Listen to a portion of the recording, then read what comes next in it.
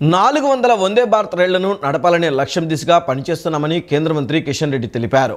ఇప్పటికే అందుబాటులోకి వచ్చిన రైళ్లను ముఖ్యమైన మార్గాలలో నడుపుతున్నామని వివరించారు. ప్రధాని నరేంద్ర మోదీ పాలనలో రైల్వే రంగానికి అధిక ప్రాధాన్యం ఇచ్చినట్లు తెలియజేశారు. తమ ప్రభుత్వ హయాంలో 3 లక్షల మంది యువతకి రైల్వేలో ఉద్యోగాలు కల్పించామని, వచ్చే 5 ఏళ్లలో ఉద్యోగ అవకాశాలు మరింత ఎక్కువగా రాబోతున్నాయని చెప్పారు. విజయవాడ రైల్వే ఆడిటోరియంలో కేంద్ర మంత్రి కిషన్ రెడ్డి విలేకరుల సమావేశం నిర్వహించారు. సమావేశంలో ఆయన మాట్లాడుతూ ప్రధాని నరేంద్ర మోదీ పాలనలో రైల్వే రంగానికి అధిక ప్రాధాన్యం ఇచ్చినట్లు తెలిపారు. నూతన మార్గాల విస్తరణ, మౌలిక సదుపాయాల కల్పన, అత్యాధునిక సాంకేతికతతో కొత్త రైళ్లను అందుబాటులోకి తీసుకురావడంపై ఎక్కువ దృష్టి సారించినట్లు తెలిపారు. ఏటా 800 కోట్ల మంది రైలులో ప్రయాణం చేస్తున్నారని, 151 టన్నుల కార్గో రవాణా అవుతోందన్నారు. గత ఏడాది 5243 కిలోమీటర్ల కొత్త రైల్వే మార్గం నిర్మాణమైందని తెలిపారు.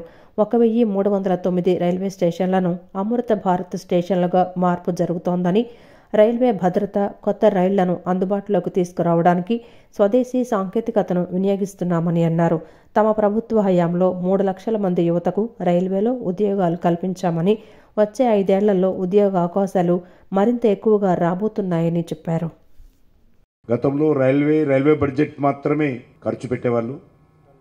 కానీ ఈరోజు కనెక్టివిటీకి, అదేవిధంగా ఇన్ఫ్రాస్ట్రక్చర్ యాక్టివిటీకి ప్రాధాన్యత ఇస్తున్నటువంటి నరేంద్ర మోడీ గారి ప్రభుత్వం ప్రత్యేకంగా రైల్వే బడ్జెట్ కాకుండా దేశ సంబంధించినటువంటి జనరల్ బడ్జెట్లోని రైల్వేని విలీనం చేసి రైల్వే కావాల్సినటువంటి అన్ని రకాల ఆర్థిక సహకారం అందించి మరి ఈరోజు రైల్వేకి సంబంధించినటువంటి అన్ని విషయాలలో మరి చాలా వేగవంతంగా నరేంద్ర మోడీ గారు అధికారంలో రాకముందు మరి 2014లో చూసినట్లయితే ఏ రకమైనటువంటి పరిస్థితి ఉండిందో, ఈరోజు 23 చూస్తే అంటే 24 వచ్చినప్పుడు కూడా మా దగ్గర ఉన్నటువంటి డేటా ప్రకారము 23 చూస్తే చాలా వేగవంతంగా రైల్వే అన్ని రంగాలలో కూడా అభివృద్ధి చెందింది. ముఖ్యంగా డెడికేటెడ్ ఫ్రైట్ కారిడార్స్,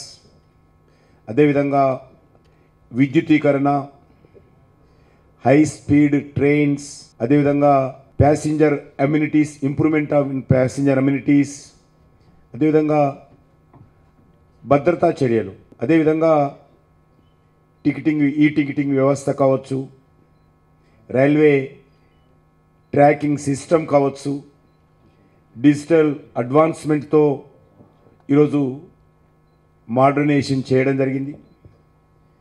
మనకు తెలుసు ప్రపంచంలో ఇండియన్ రైల్వే 4th ప్లేస్లో ఉన్నాం మనం. మొదటి స్థానంలో అమెరికా, 2వ స్థానంలో చైనా, 3వ స్థానంలో రష్యా, 4th ప్లేస్లో రైల్వే నెట్వర్క్లో ఇండియా మనం 4th ప్లేస్లో ఉన్నాం. కేంద్రం నుంచి నిధులు రాబట్టడంలో వైకాపా ప్రభుత్వం విఫలమైందని బీజేపీ నేత సుజనా చౌదరి ఆరోపించారు. విభజన హామీలపై అడిగేవారే లేరన్నారు. జగన్ మళ్లీ వస్తే ఏం చేస్తారనేది అందరికీ తెలిసిందేనన్నారు. ఎవరికి ఓటు వేయాలనేది ప్రజలు నిర్ణయం తీసుకుంటారని చెప్పారు. ప్రజలు తెలివిగా ఓటు వేస్తే రాజధాని అమరావతిలోనే ఉంటుందని, గతంలోలా ఒక్క ఛాన్స్ అని నమ్మి మళ్లీ ఓటు వేస్తే అమరావతి చరిత్రలో కలిసిపోతుందన్నారు. రాష్ట్ర ప్రజలు అమరావతిని కాపాడుకుంటారని తనకు నమ్మకం ఉందని సుజనా చౌదరి తెలిపారు. కేంద్ర మంత్రి సుజనా చౌదరి ఢిల్లీలో విలేకరుల సమావేశం నిర్వహించారు. సమావేశంలో ఆయన మాట్లాడుతూ ఆంధ్రప్రదేశ్ ప్రభుత్వం కానీ, మంత్రులు, ఎంపీలు కానీ ఒక పద్ధతి ప్రకారం విభజన హామీలు, విభజనలో లేని హామీలు కానీ, రాజ్యాంగం ప్రకారం తీసుకోవాల్సిన హక్కు ఉన్నవాటిని సాధించుకోవటంలో కానీ విఫలమయ్యారని చెప్పారు.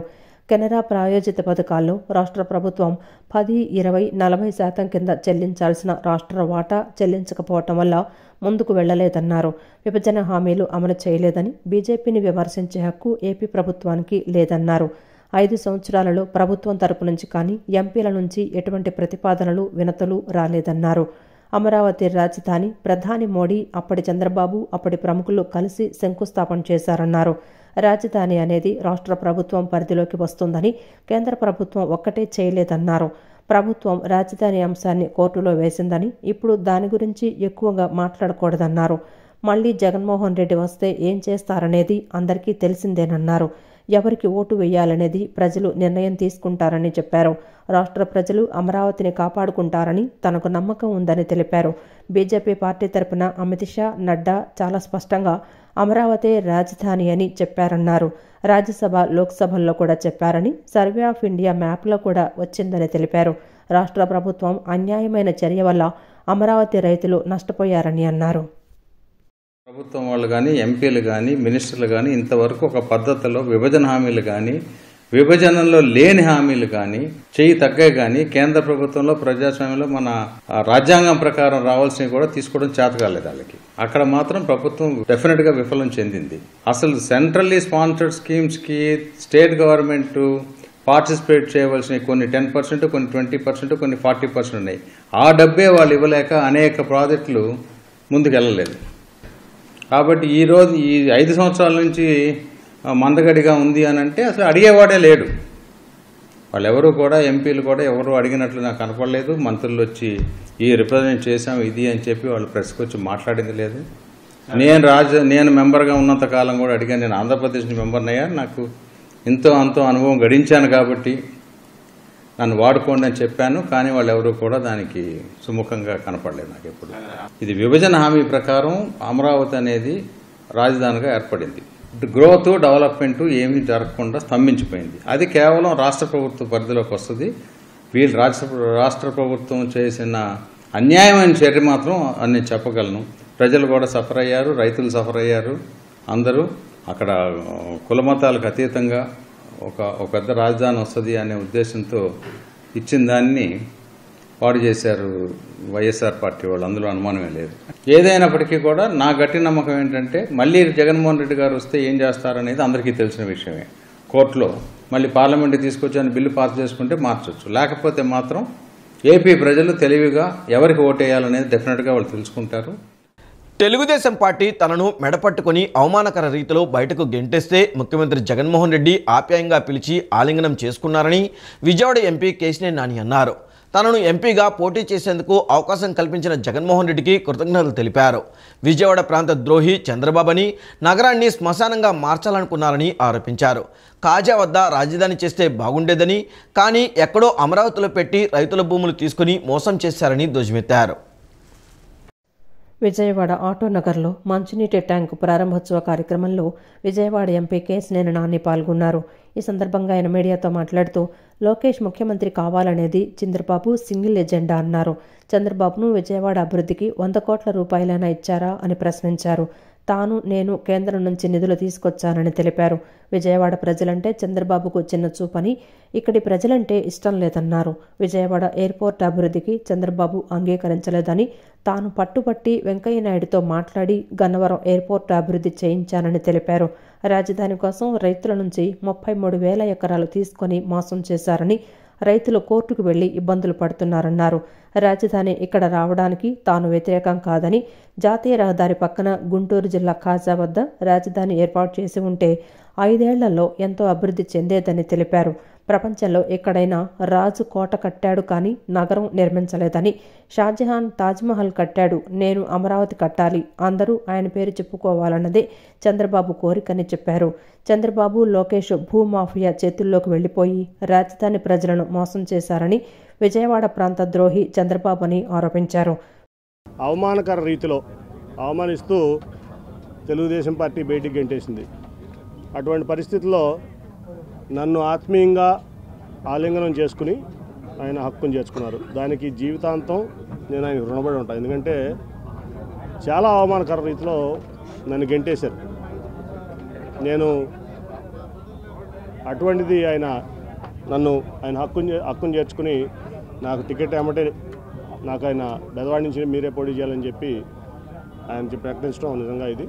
ఇప్పుడు మనం చూసాం చంద్రబాబు నాయుడు గారి ఎజెండా ఏంటంటే సింగిల్ పాయింట్ ఎజెండా. ఆయన కుమారుడు లోకేష్ గారిని ముఖ్యమంత్రి చేసుకోవడం తప్ప ఆయనకి వేరే ఏం ఎజెండా లేదు. నేను మొన్న కూడా చెప్పా, 2014 నుంచి 2019 వరకు నేను ఇక్కడ విజయవాడ ఎంపీని. ఒక 100 కోట్లు మీరు విజయవాడకి ఇచ్చారా అని నేను అడిగాను.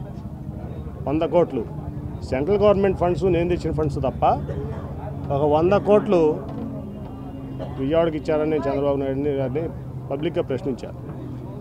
అంటే చాలామంది ఇక్కడ అమరావతి కడుతున్నారు, క్యాపిటల్ కడుతున్నారు, అసలు ఈ ప్రాంతాన్ని బ్రహ్మాండంగా అభివృద్ధి చేస్తారు చంద్రబాబు నాయుడు గారిని చాలా అపోహలు ఆ రోజు నుంచి కూడా ఉన్నారు. కానీ ఆయన అమరావతిని ఎట్లా డెవలప్ చేస్తారో నాకు తెలియదు, కానీ విజయవాడను మటుకి ఒక శ్మశానం లాగా తయారు చేయడానికి ఆయన కంకణం కట్టినారు. ఆయన ఒక ఓల్డ్ సిటీ చార్మినార్ లాగా విజయవాడను తయారు చేయాలని ఆయన యొక్క లక్ష్యం. ఎందుకో కానీ నాకు తెలియదు, విజయవాడ అంటే ఆయనకి చాలా చిన్న చూపు. కేశినేని నానిపై టీడీపీ సీనియర్ నేత బొద్దా వెంకన్న మరోసారి తీవ్రంగా విరుచుకుపడ్డారు. కేశినేని నాని అవినీతి పరుడు, నిరూపించడానికి తాను సిద్ధంగా ఉన్నానని వ్యాఖ్యానించారు. కేశినేని నాని బ్యాంకుల నుంచి తీసుకున్న అప్పెంత, తిరిగి చెల్లించింది ఎంత, తాను తీసుకున్న బ్యాంకుల అప్పుల వివరాలు కేశినేని నాని వెల్లడించగలరా అంటూ బొద్దా వెంకన్న సవాల్ విసిరారు. కేశినేని నానికి భయం మొదలైందని టీడీపీ సీనియర్ నేత బుద్ధా వెంకన్న ఎద్దేవా చేశారు. తన ఆస్తులు ఎనికేపాడులో ఉన్నాయి కాబట్టే గన్నవరం నుంచి నాగార్జున సాగర్ మధ్యలో రాజధాని ఏర్పాటు చేయమని చెప్పాడన్నారు. టీడీపీలో ఉండగా ఇన్ఛార్జీలను పక్కన పెట్టుకునేవాడు కాదని, కానీ ఇవాళ తాను పాల్గొన్న కార్యక్రమంలో దేవినేని అవినాష్ను పక్కన పెట్టుకున్నారని తెలిపారు. అవినాష్ పక్కన లేకుంటే తంతారని కేశినేని నానికి భయం పట్టుకుందన్నారు. సూర్యకాంతం పేరు ఆడపిల్లలకు పెట్టడానికి భయపడతారు, నాని పేరు మగపిల్లలకు పెట్టడానికి భయపడుతున్నారని ఆయన అన్నారు. కేశినేని నాని ఓ చీటరని, క్యారెక్టర్ లెస్ అని ఓసరవేళ్లంటూ మండిపడ్డ బుద్ధా వెంకన్న 2009 నుంచి 2024 మధ్య కాలంలో కేశినేని నాని 3 పార్టీలు మారారన్నారు. గతంలో లగడపాటికి కేశినేని నాని ఫోన్ చేసి వాళ్ల పార్టీలో చేరుతానన్నారని ఆయన చెప్పారు. వద్దులే అంటూ కేశినేని నానిని లగడపాటి తిరస్కరించారని ఆయన ఈ సందర్భంగా వెల్లడించారు. వారం రోజుల ముందు జగన్ పని అయిపోయిందన్న కేశినేని నానికి వైసీపీ ఎంపీ సీట్ ఇచ్చిందన్నారు. వైసీపీ పని అయిపోవటం వల్లే కేశినేని నాని వంటి వారికి జగన్ టికెట్ ఇచ్చారని ఆయన తెలిపారు. ఈ కొడాల నాని కానీ, వంశీ కానీ, ఈ కేశినేని నాని కానీ, చంద్రబాబు నాయుడు గారు అనే వ్యక్తి మంచివాడు, అతనికి ఓపిక ఎక్కువ, సహనం ఎక్కువ, అతని మంచితనాన్ని, అతని సహనాన్ని ఆసరాగా తీసుకుంటారు. వీళ్ళు ముగ్గురు కూడా ఎన్నో కుప్పగెంతులు వేశారు తెలుగుదేశం పార్టీలో. ఇవాళ జగన్మోహన్ రెడ్డి దగ్గర ఏమనండి కుప్పగెంతులు కాలుతో తను తోసేస్తాడు వాళ్ళు. అందుకని కేశినేని నాని ఎప్పుడు ఏ ఓపెనింగ్ కూడా ఏ తెలుగుదేశం పార్టీ ఇన్ఛార్జీలను పక్కన పెట్టుకోకుండా వెళ్ళేటువంటి కేశినేని నాని ఇవాళ దేవినేని అవినాష్ని పక్కన పెట్టుకొని వెళ్ళేది. ఎందుకని అంటే వాళ్ళు తంతారని భయం. అప్పుడే మొదలైంది భయం. అప్పుడే ఈ పార్టీలో ఉన్నంతసేపు కాళ్ళు ఎగరేసాడు చంద్రబాబు గారు మంచితనాన్ని చూసి. ఆ పార్టీలో కలగానే అప్పుడే భయం మొదలైంది. ఏదైతే నువ్వు బ్యాంకుల గురించి నేను ఫలానా బ్యాంకుకి ఇంత, ఫలానా బ్యాంకుకి ఇంత, నా ఆస్తి ఇంత అని వేసావు 2019లో, అదంతా కాఫీ ఇస్తాం మీకు. ఒక బ్యాంకులో డబ్బులు అనేది ప్రజాధనం, అది ప్రతి ఒక్కరికి తెలుసు, అది ప్రజాధనం. ప్రజలు ఒక 10 రూపాయల వడ్డీకో 60 పైసల వడ్డీకో బ్యాంకులు వేస్తారు. వీళ్ళు ఒక 70 పైసల వడ్డీకో 80 పైసల వడ్డీకో వీళ్ళు తీసుకుంటారు. నీవు బ్యాంకులకు తీసుకున్న డబ్బు ఏ బ్యాంకులకు జమ కట్టావు? నువ్వు బ్యాంకులకి కట్టాల్సిన సొమ్ము ఎంత? ఈ 5 ఏళ్ళలో ఏ బ్యాంక్కి అంతంత కట్టావు? నువ్వు నిజాయితీ పరుడు కదా, నీ దగ్గర ఆస్తులు ఉన్నాయి కదా, నీవు పెద్ద స్టార్ హోటల్ ఉంది కదా, నీకు లంకంత ఇల్లు ఉంది కదా, పెద్ద కేశినేని భవనం ఉంది కదా విజయవాడ నడిబొడ్డున, నువ్వు ఎందుకని బ్యాంకులకి డబ్బులు కట్టట్లేదు? వైసీపీ ప్రభుత్వంలో అభివృద్ధి సంక్షేమ కార్యక్రమాలు సమాంతరంగా జరుగుతున్నాయని ఆ పార్టీ తూర్పు నియోజకవర్గ ఇన్ఛార్జ్ దేవినేని అవినాష్ అన్నారు. గత ప్రభుత్వంలో తూర్పు నియోజకవర్గంలో ఎటువంటి అభివృద్ధి జరగలేదని, వైసీపీ ప్రభుత్వం వచ్చిన తర్వాత నియోజకవర్గంలోని అన్ని డివిజన్లలో మౌలిక సదుపాయాలు కల్పించామని అన్నారు. కోట్ల రూపాయల వ్యయంతో పలు అభివృద్ధి కార్యక్రమాలు చేసినట్లు తెలియజేశారు. తూర్పు నియోజకవర్గ పరిధిలోని 17వ డివిజన్లో తూర్పు నియోజకవర్గ వైసీపీ ఇన్ఛార్జి దేవినేని అవినాష్ గడప గడపకు మన ప్రభుత్వం కార్యక్రమం నిర్వహించారు. డిప్యూటీ మేయర్ బెల్లందుర్గ, 17వ డివిజన్ కార్పొరేటర్ తంగిరాల రామరెడ్డితో కలిసి అవినాష్ గడప గడపకు వెళ్లి ప్రభుత్వం చేసిన అభివృద్ధి సంక్షేమ కార్యక్రమాల గురించి వివరించారు.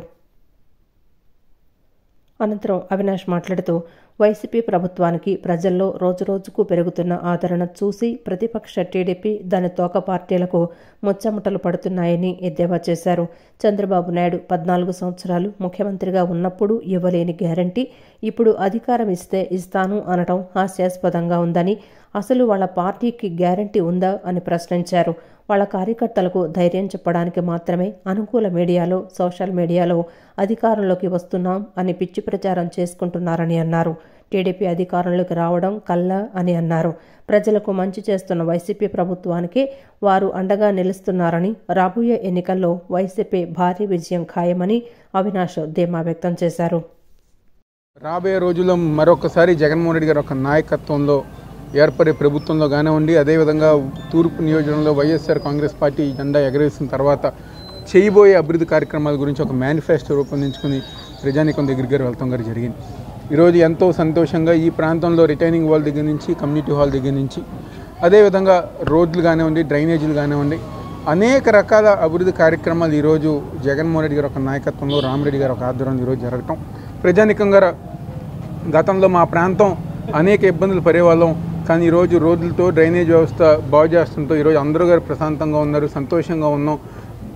ఒక పక్క సంక్షేమం, ఇంకో పక్క అభివృద్ధి కార్యక్రమాలతో జగన్ గారు మాకు అండగా ఉంటున్నారు. కాబట్టి వైసీపీ పశ్చిమ ఇన్ఛార్జ్ షేక్ ఆసిఫ్కు మద్దతుగా నిలిచి ఎమ్మెల్యేగా గెలిపించుకుంటామని బీసీ సంక్షేమ సంఘం రాష్ట్ర అధ్యక్షులు మారేష్ తెలిపారు. నియోజకవర్గంలో పర్యటించి ఆసిఫ్కు అండగా ఉంటామన్నారు. ఆసిఫ్కు మద్దతుగా పశ్చిమ నియోజకవర్గంలో బీసీ సంక్షేమ సంఘం జాతీయ అధ్యక్షుడు ఆర్ కృష్ణయ్య నేతృత్వంలో భారీ బహిరంగ సభను ఏర్పాటు చేస్తామని ఆయన పేర్కొన్నారు. విజయవాడ వైసీపీ పశ్చిమ ఇన్ఛార్జి షేక్ ఆసిఫ్ను బీసీ సంక్షేమ సంఘం రాష్ట్ర అధ్యక్షులు మారేష్ కలిసి అభినందనలు తెలిపారు. బీసీ సంఘాల తరపున అండగా ఉంటామని భరోసా ఇచ్చారు. అనంతరం మారేష్ మాట్లాడుతూ పశ్చిమ నియోజకవర్గ ఇన్ఛార్జి షేక్ ఆసిఫ్కు బీసీ సంఘం మద్దతుంటుందని స్పష్టం చేశారు. బీసీల సమస్యలపై పూర్తి అవగాహన ఉన్న వ్యక్తి ఆసిఫ్ అని, బీసీ, ఎస్సీ, ఎస్టీ, మైనార్టీల మనస్సు గెలుచుకున్నారు కాబట్టి సీఎం జగన్ ఆసిఫ్కు కీలక బాధ్యత ఇచ్చారని పేర్కొన్నారు. నమ్ముకున్న వ్యక్తులకు న్యాయం చేయడంలో సీఎం జగన్ ముందుంటారని నిరూపించారని అన్నారు. పశ్చిమ నియోజకవర్గంలో పార్టీ బలోపేతానికి ఆసిఫ్ కృషి చేశారని, అందుకే సామాన్యుడైన షేక్ ఆసిఫ్ను వెస్ట్ అభ్యర్థిగా జగన్ నియమించారని అన్నారు. బీసీలంతా ఆయనను గెలిపించుకుంటామని పశ్చిమ నియోజకవర్గంలో పర్యటించి ఆసిఫ్కు అండగా ఉంటూ ఎమ్మెల్యేగా గెలిపించుకొని తీరుతామని స్పష్టం చేశారు. తమ జాతీయ అధ్యక్షులు ఆర్ కృష్ణయ్య నేతృత్వంలో బీసీ సంక్షేమ సంఘం ఆధ్వర్యంలో విజయవాడలో బీసీ గర్జనను నిర్వహిస్తామని మారేష్ పేర్కొన్నారు. మైనార్టీ సోదరుడిగా, బీసీల పక్షపాతిగా, బీసీల సమస్యలపై ఎక్కడ మీటింగులు జరిగినా కానీ బీసీల సమస్యల గురించి ఆయనకు పూర్తి స్థాయిలో అవగాహన ఉన్న వ్యక్తి. ఇవాళ పశ్చిమ నియోజకవర్గంలో ఉన్నటువంటి బీసీ వర్గాల అందరి గురించి కూడా వారి తలలో నాలుగులాగా ఇక్కడ ఉన్నటువంటి ఎస్సీ, ఎస్టీ, బీసీ, మైనార్టీ సోదరుల్లో కుటుంబ సభ్యుడిగా వాళ్ళందరూ మనసులు గెలుచుకున్నాడు. కాబట్టి ఇవాళ ప్రీతమ ముఖ్యమంత్రి వైఎస్ జగన్మోహన్ రెడ్డి గారు పశ్చిమ నియోజకవర్గానికి ఆసిఫ్ అన్న నాయకత్వాన్ని ఖరారు చేయడం జరిగింది. ఇవాళ ఆసిఫ్ అన్నకి ఆంధ్రప్రదేశ్ బీసీ సంఘం మద్దతు పలుకుతున్నాం.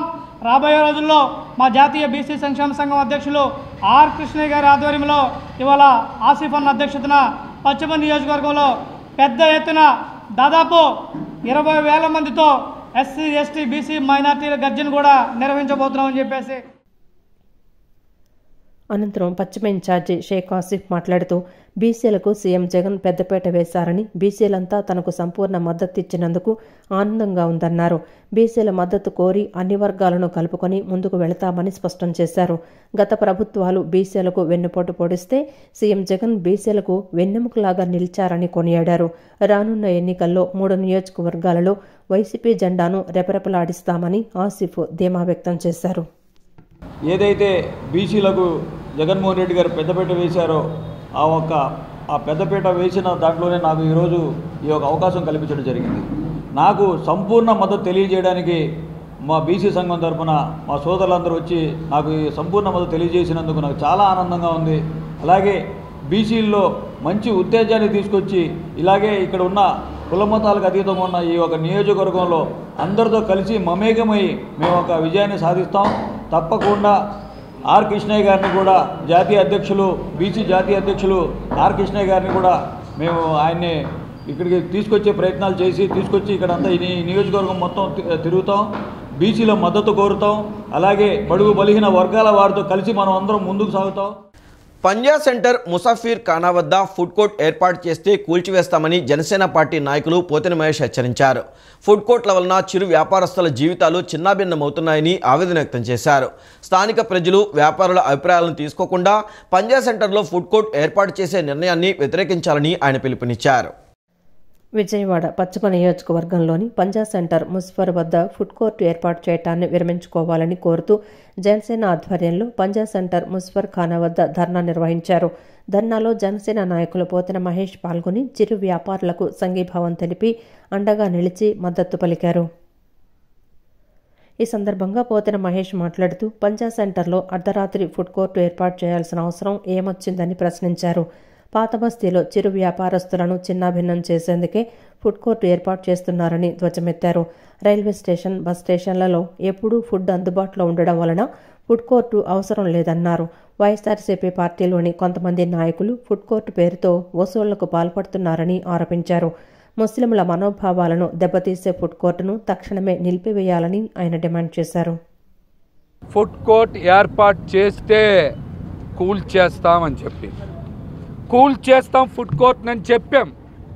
మరి 2 నెలల నుంచి ఈ పనులన్నీ ఆగినాయి. మరలా 4 రోజుల నుంచి ఫుడ్ కోర్ట్ నిర్మాణానికి పనులు చేస్తూ ఉన్నారు. మేము ఒకటే ప్రశ్నిస్తూ ఉన్నాం. ముసాఫిర్ ఖానా ఉంది.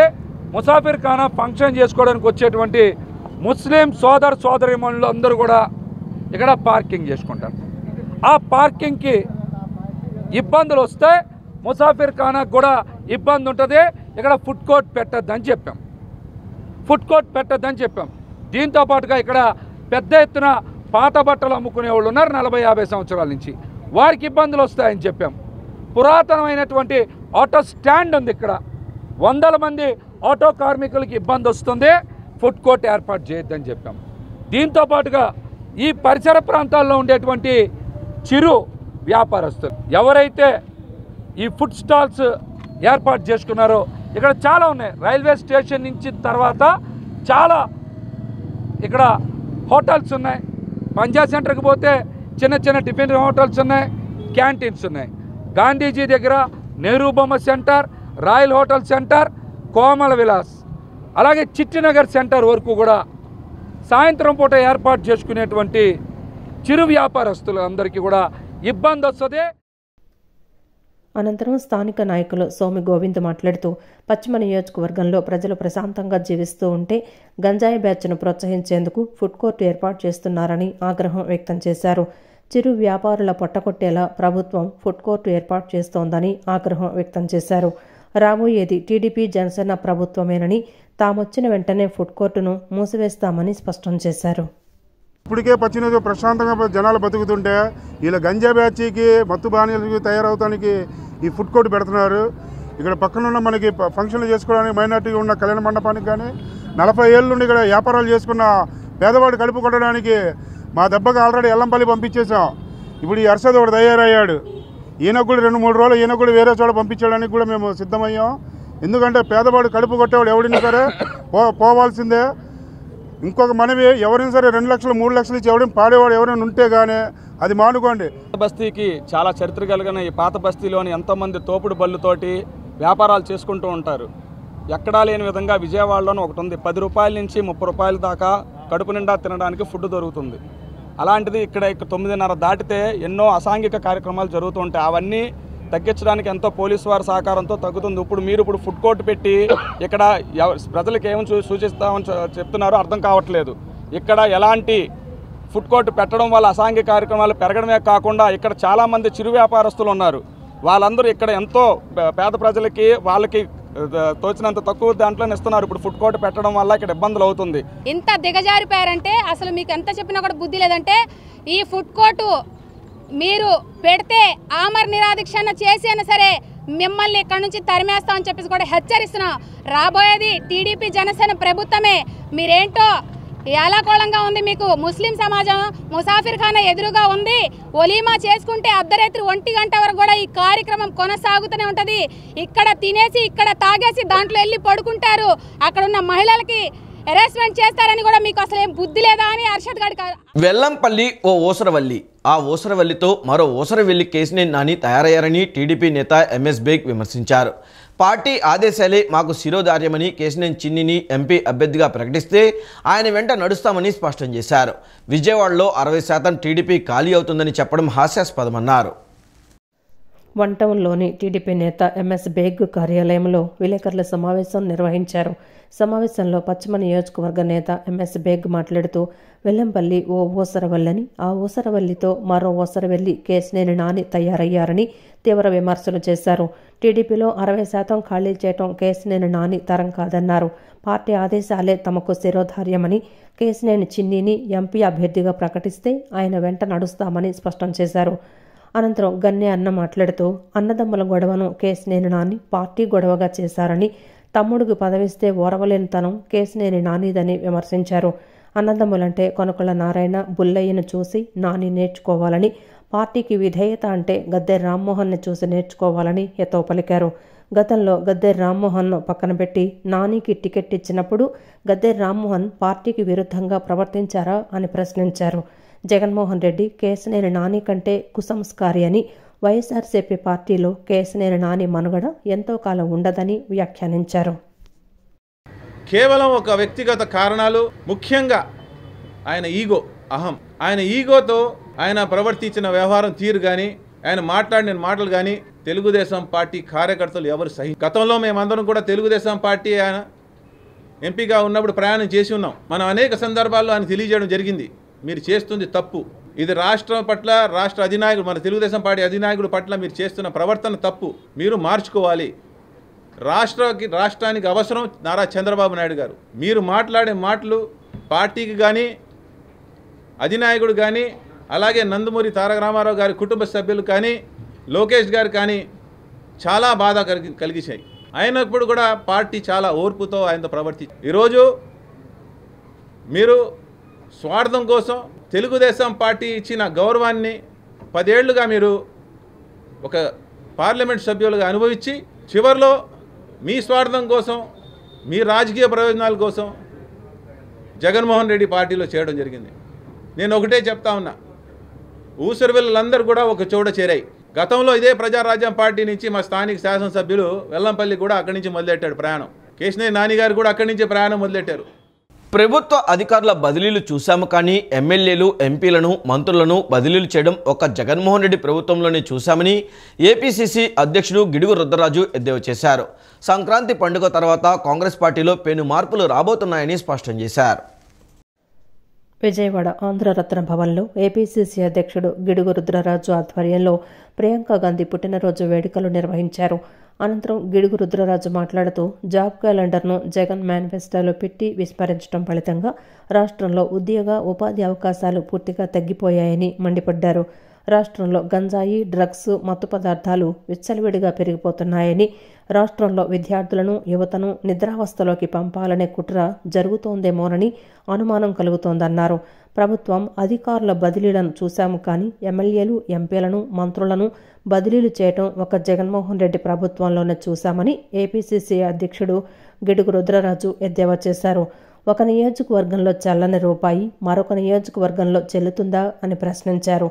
బలహీన వర్గాల నేతలనే జగన్ ఇప్పటిదాకా మార్చారని విమర్శించారు. రాష్ట్రంలో జగన్మోహన్ రెడ్డి గారు వచ్చిన తర్వాత యువతకు జరుగుతున్నటువంటి అన్యాయం, ప్రధానంగా పాదయాత్ర చేసినప్పుడు వారు ప్రకటించినటువంటి విధానాలన్నింటినీ కూడా పక్కన పెట్టినటువంటి విషయం. జాబ్ క్యాలెండర్ అనేటువంటి విషయాన్ని వారు చెప్పారు, వారి మేనిఫెస్టోలో కూడా చెప్పారు, దాన్ని కూడా విస్మరించినటువంటి సంఘటన. కాంగ్రెస్ పార్టీగా విద్యార్థుల యొక్క సమస్యల మీద ఎన్ఎస్వి ఆధ్వర్యంలో, యువకుల యొక్క సమస్యల మీద యువజన కాంగ్రెస్ ఆధ్వర్యంలో పోరాటం చేయాలని వారు దిశ నిర్దేశించారు. దాంట్లో భాగంగానే నేను ఒంగోలులో బ్రహ్మాండమైనటువంటి పాదయాత్ర, ఒక ర్యాలీ నిర్వహించడం జరిగింది. ఈ రాష్ట్రంలో జగన్మోహన్ రెడ్డి వచ్చిన తర్వాత ఉద్యోగ, ఉపాధి అవకాశాలు తగ్గిపోయాయి. యువత అంతా కూడా నిర్వీర్యం అయిపోయారు.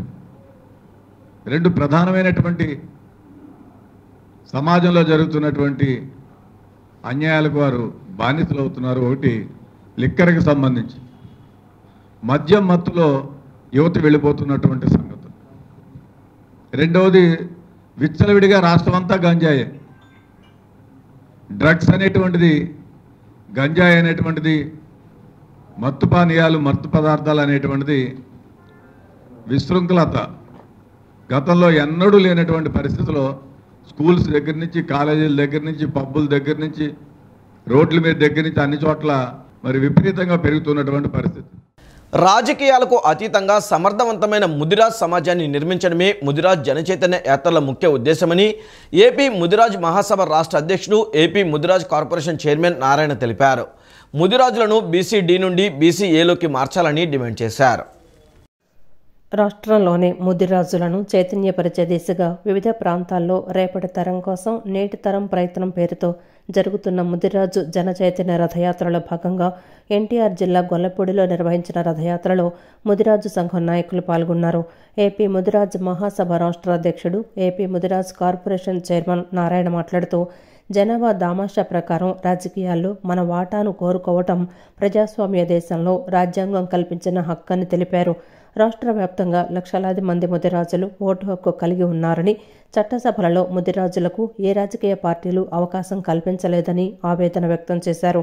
ఇప్పటికైనా వివిధ రాజకీయ పార్టీల నాయకుడు ముదిరాజులకు రాజకీయ అవకాశం కల్పించాలని డిమాండ్ చేశారు. మేధావులు, ఉద్యమకారులు, కళాకారులు సమిష్టిగా పనిచేస్తున్నారని చెప్పారు. ఈ ముదిరాజ్ మహాసభ ఏకవ్యక్తి నాయకత్వం కింద నడిచే సంస్థ కాదని స్పష్టం చేశారు. అప్పటి వరకు బీసీ-డిలో ఉన్న ముదిరాజులను బీసీ-ఏ కేటగిరీలోకి మార్చాలని ప్రభుత్వానికి విజ్ఞప్తి చేశారు. అప్పుడే ముదిరాజు సంఘీయులకు అనేక ప్రయోజనాలు వనకూరుతాయని తెలిపారు. ఈ రాష్ట్రం మొత్తం ఈ చైతన్య యాత్రని అన్ని ఏరియాలు కమ్యూనిటీ ఉండే దగ్గరంతా చైతన్యపరుస్తూ మాకు అందరూ అన్ని రకాలుగా ఎదగాల, కమ్యూనిటీలో ఐక్యంగా ఉండాలా, మమ్మల్ని బీసీ-డి నుంచి ఏకి మార్చాలా, మాకు చట్టసభల్లో అవకాశం కలిగించాలనే మా డిమాండ్ను తెలియజేసుకుంటున్నాం. దయచేసి అన్ని పార్టీలు మమ్మల్ని గుర్తిస్తారని, మా ముదిరాజులకి చైతన్యం కోసమని ఈ రథయాత్ర చేస్తున్నాం. ముఖ్యంగా మాకున్న ప్రధాన సమస్యల మీదే ఈ పోరాటం చేస్తున్నాం. ముఖ్యంగా మాకున్న ప్రధాన సమస్య బీసీ-డి అండి. బీసీ-డిలో నుంచి కనుక మా ముదిరాజులు కనుక బీసీ-ఏలోకి కనుక చేరిస్తే మా జాతికి విద్యా ఉపాధి అవకాశాలు పుష్కలంగా ఉంటాయని మా ప్రధానమైన డిమాండ్. రెండు, ప్రతి జిల్లాలో కూడా మా ముదిరాజులు ఉన్నారండి. మా ముదిరాజుల కమ్యూనిటీకి ఎక్కడా కూడా ఏ గవర్నమెంట్ కూడా మమ్మల్ని చిన్నచూపు చూస్తుంది. ముఖ్యంగా మా ముదిరాజులకి ప్రతి జిల్లాలో కూడా గవర్నమెంట్ 1000 గజాల స్థలం ఇచ్చి కమ్యూనిటీ భవనాలు కట్టించాలని రెండో మా ప్రధానమైన డిమాండ్. రాజ్యాధికారంగా మాకు కల్పించాలని చెప్పేసి మేము కోరుకుంటా ఉన్నాము. అలాగే మా చైర్మన్ గారి ఆధ్వర్యంలో ఇవాళ మా తమ్ముళ్ళు శివాజీ గారు అవనివ్వండి, మరి ఏడుకొండలు గారు అవనివ్వండి, మేము అందరూ కలిసి ఇవాళ చైతన్య రథం అనేటువంటిది ప్రతి జిల్లాకి కూడా, అన్ని జిల్లాలు కూడా, జిల్లాలోని మండలాలు అవనండి, గ్రామాలు తిరుగుతూ మా ముదిరాజులను ఎంతో చైతన్యపరుస్తూ, మాకు ఏ పార్టీ అయితే రేపు అధికారంలోకి వచ్చి ఏ పార్టీ అయితే మాకు అసెంబ్లీ కానీ పార్లమెంట్ కానీ మాకు స్థానం కల్పిస్తుందో ఆ పార్టీకి ముదిరాజులందరూ కూడా పట్టం కడతారు. విజయవాడ లెనిన్ సెంటర్లోని నాగసాయిబాబా నాగమానసాదేవి అమ్మవారి మందిరంలో మార్గశిర మాసం చివరి రోజు కావడంతో నిన్న ప్రత్యేక పూజలు నిర్వహించారు. మహిళా భక్తులు అధిక సంఖ్యలో ఆలయానికి విచ్చేశారు. అమ్మవారిని లక్ష్మీదేవిగా పూజించి ఐశ్వర్య జ్యోతిని వెలిగించి అమ్మవారి మొక్కులు తీర్చుకున్నారు. విజయవాడ లెనిన్ సెంటర్లో వెంచేసి ఉన్న నాగసాయిబాబా నాగమానసాదేవి అమ్మవార్ల మందిరంలో మార్గశిర మాసం నెల రోజులు మహిళలు అమ్మవారికి మార్గశిర పూజలు చేశారు. ఈ పూజా కార్యక్రమాల్లో భాగంగా నిన్న నాగమానస అమ్మవారిని లక్ష్మీదేవిగా పూజించి ఐశ్వర్య జ్యోతిని వెలిగించి అమ్మవారి మొక్కులు తీర్చుకున్నారు. ఐశ్వర్య జ్యోతితో మహిళలు ఊరేగింపు నిర్వహించారు. ఈ సందర్భంగా ఆలయ వ్యవస్థాపకులు సుధాస్వామి మాట్లాడుతూ, నాగమానసాదేవి కోరిన కోరికలు తీర్చే తల్లిగా విరాజిల్లుతోందన్నారు. చదువు, ఉద్యోగం, విద్య, కళ్యాణం ఇలా కోరిన కోరికలు అన్నీ నెరవేరుస్తున్నారని తెలిపారు. ప్రతి ఏడాదిలా ఈ ఏడాది కూడా మానసాదేవి అమ్మవారికి పసుపు, కుంకుమ, గాజులు, వస్త్రాలు సమర్పించి భక్తులు మొక్కులు తీర్చుకున్నారన్నారు. భక్తులందరికీ అమ్మవారి ఆశీస్సులు ఉండాలని ఆకాంక్షించారు. మార్గశిర మాసం అంతా ఈ నెల రోజులు భక్తులందరూ, మహిళా భక్తులు నాగమానసాదేవి అమ్మవారిని మార్గశిర మాస పూజలు విశేషంగా చేశారు. ఈ కార్యక్రమంలో భాగంగా ఈరోజు గురువారం అమ్మవారిని లక్ష్మీదేవిగా పూజించి చివరి రోజు గురువారం అమ్మవారికి ఐశ్వర్య జ్యోతిని వెలిగించి అమ్మవారి ఆశీస్సుల కోసం మొక్కులు తీర్చుకోవడానికి వచ్చినటువంటి మహిళా భక్తులు అందరికి కూడా నాగమానసాదేవి అమ్మవారి అనుగ్రహం ఆశీస్సులతో కోరిన కోరికలు తీర్చే తల్లి నాగమానస అమ్మవారని ప్రతి ఒక్కరికి నమ్మకం, విశ్వాసం. పెళ్లి కాని వారికి పెళ్లి, సంతానం లేని వారికి సంతానం, ఉద్యోగము, చదువు, అనేక రకాలుగా అమ్మవారు కోరిన కోరికలు నెరవేర్చా ఇక్కడ అందరికీ భక్తులందరికీ కూడా అనేక విశేషమైనటువంటి అనుగ్రహాన్ని ప్రసాదిస్తున్నారు. ప్రతి ఏడాదిలాగే ఈ ఏడాది కూడా మేము ఈ మందిరంలో మానసాదేవి అమ్మవారికి పసుపు కుంకుమ, గాజులు, చీరలు, వస్త్రాలు అనేక రకాలుగా భక్తులందరూ కూడా అమ్మవారికి మొక్కులు తీర్చుకొని విశేషమైన పూజలు చేశారు. ఇందులో భాగంగా గౌరవనీయులు సెంట్రల్ నియోజక ఎమ్మెల్యే మల్లాది విష్ణు గారు ఈ కార్యక్రమాలన్నింటిలో పాల్గొని అన్న సమారాధనలో కానీ పూజల్లో పాల్గొని కార్యక్రమాలు నిర్వహించారు. ప్రజా వైద్యశాల ద్వారా ప్రజలకు ఆ వైద్యశాల ఎండీ శ్రావణ్ అతి తక్కువ ఖర్చుతో మెరుగైన వైద్యాన్ని అందిస్తున్నారని పశ్చిమ నియోజకవర్గ జనసేన పార్టీ ఇన్ఛార్జ్ పోతిన మహేష్ అన్నారు. వైద్యులంటే ప్రజలను దోచుకుంటారనే భావనను పోగొట్టేలా కృషి చేస్తున్నారని చెప్పుకొచ్చారు. ప్రతి నెల ఉచిత వైద్య శిబిరాలు నిర్వహించి ప్రజలను ఆదుకుంటున్నారని వెల్లడించారు.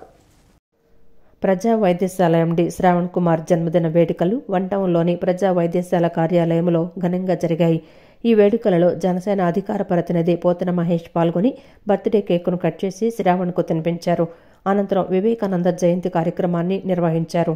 ఈ సందర్భంగా పోతన మహేష్ మాట్లాడుతూ ప్రజా వైద్యశాల ద్వారా పేద ప్రజలకు అతి తక్కువ ఖర్చుతో వైద్యం చేస్తూ ఆదర్శంగా నిలుస్తున్నారని కొనియాడారు. వైద్యులంటే ప్రజలను దోచుకుంటారు అనే భావనను పోగొట్టేలా కృషి చేస్తున్నారని చెప్పుకొచ్చారు. ప్రతి నెల ఉచిత వైద్య శిబిరాలు నిర్వహిస్తూ ఉచితంగా మందులు పంపిణీ చేస్తున్నారని ప్రశంసించారు. ముఖ్యంగా కొండ ప్రాంత ప్రజలు అనారోగ్య ఇబ్బందులు పడితే స్వయంగా వారి వద్దకే వెళ్లి వైద్య సేవలు అందిస్తున్నారని చెప్పారు.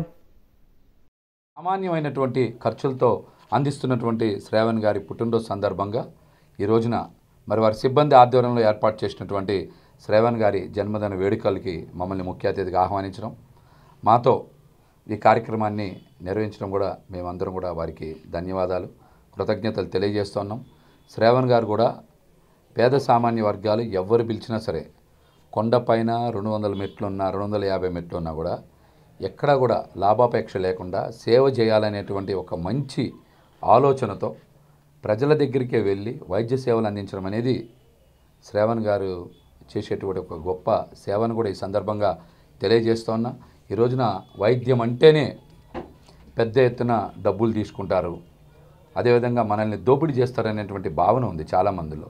అటువంటి భావన లేదు. ప్రజా వైద్యశాలకి వస్తే శ్రావణ్ గారి ఆధ్వర్యంలో చాలా నామమాత్ర ఖర్చులతో అనేక వైద్య సేవలు అందించడంతో పాటు వారిని చూస్తున్నాం. ప్రతి నెల కూడా ఏదో ఒక ప్రాంతంలో ఉచిత మెగా వైద్య శిబిరాలని ఏర్పాటు చేస్తా ప్రజలకి అన్ని రకాల టెస్టులను కూడా తక్కువ ధరలకు అందించడం అనేది మరి వీరు చేస్తున్నటువంటి గొప్ప సేవ. అనంతరం ప్రజా వైద్యశాల ఎండీ శ్రావణ్ మాట్లాడుతూ తమ సిబ్బంది ఆధ్వర్యంలో తన పుట్టినరోజు వేడుకలు జరుపుకోవటం, ఈ కార్యక్రమానికి జనసేన నాయకులు పోతన మహేష్ రావటం ఆనందంగా ఉందని అన్నారు. పేదలకు సేవ చేసేందుకు ప్రజా వైద్యశాల ఎప్పుడు ముందుంటుందని చెప్పారు. అతి తక్కువ ఖర్చుతో వైద్య సేవలు అందించడం తమ ప్రత్యేకతని చెప్పుకొచ్చారు. ప్రజా వైద్యశాల సిబ్బంది ఆధ్వర్యంలో ఈరోజు నా జన్మదినాన్ని జరుపుకోవడం చాలా ఆనందంగా ఉంది. అలాగే ముఖ్య అతిథిగా పోతిన మహేష్ గారు మరియు కొంతమంది ప్రముఖులు వివేకానంద జయంతిని పురస్కరించుకొని వివేకానందుడి చిత్రపటానికి పూలమాల వేసి చేయడం జరిగింది.